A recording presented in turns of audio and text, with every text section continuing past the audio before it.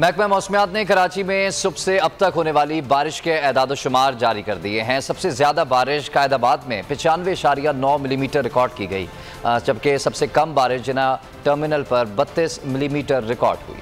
कराची में मानसून के तीसरे स्पेल की बारिश के नए रिकॉर्ड्स।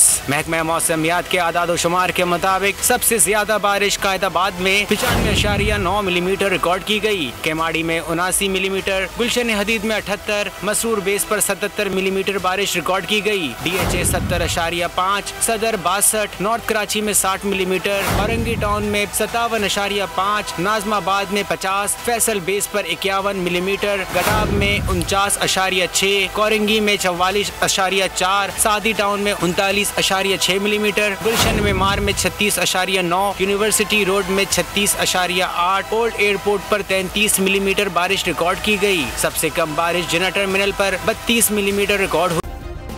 सब्सक्राइब करें और बेल दबाएं ताकि कोई खबर रह न जाए।